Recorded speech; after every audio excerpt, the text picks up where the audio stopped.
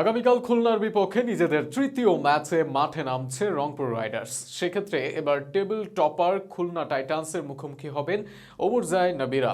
একদিকে দুই ম্যাচ খেলে দুটিতেই জয় তুলে নিয়ে 4 পয়েন্টে বিপিএল এর শীর্ষে বিজয় হোপদের খুলনা, অন্যদিকে বাবুরের দাপুটে পারফরমেন্সে রংপুর ফিরেছে জয়ের ধারায়। সব মিলিয়ে এবার এক হাড্ডাহাড্ডি লড়াইয়ের সাক্ষী হতে যাচ্ছেন ভক্তরা।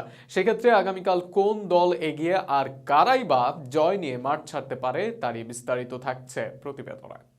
এবার মুখোমুখি হতে যাচ্ছে রংপুর খুলনা। যদিও উভয় দলই আছে জয়ের ধারায়, তবে পারফরমেন্সের দৌড়ে সাকিবদের রংপুরের চেয়ে ঢের এগিয়ে বিজয়ের খুলনা। কেননা মাত্র 2 ম্যাচ খেলেই সকলের নজর কেড়েছে সাই হোপ লুইসদের দল। নিজেদের প্রথম ম্যাচে চট্টগ্রাম চ্যালেঞ্জার্সকে হারিয়েছে তারা, আর নিজেদের পরের ম্যাচে শক্তিশালী বরিশালকে ধরাশয় করেছে টাইটান্সরা। সব মিলিয়ে খুলনার চক্ষু বেকুল করার মতো পারফরমেন্স, সব বাধাই যেন অতি সামান্য মনে হচ্ছে বিজয়দের জন্য। হোক বরিশালের মতো বাঘা দল কিংবা চট্টগ্রামের মতো তরুণে ভরপুর, কোনো দলই এখনো অবধি পাত্তা পায়নি টাইটান্সদের সামনে।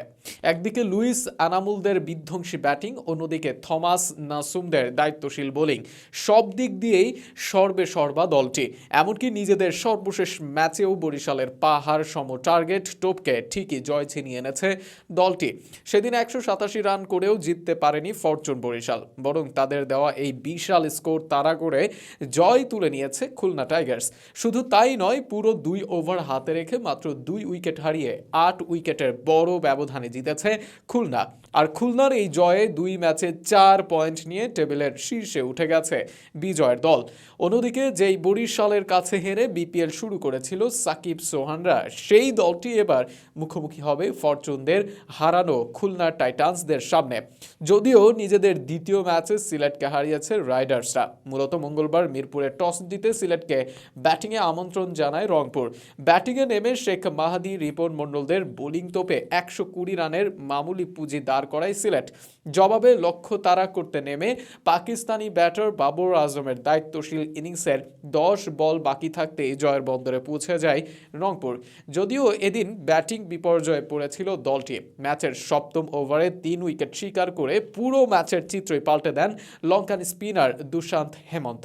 তবে এরপর সেখান থেকে দলকে টেনে নেওয়ার দায়িত্ব নেন বাবর আজম ও আফগান ব্যাটার ওমরজাই। ঠান্ডা মাথায় রংপুরকে পথ দেখান এই 2 ব্যাটার।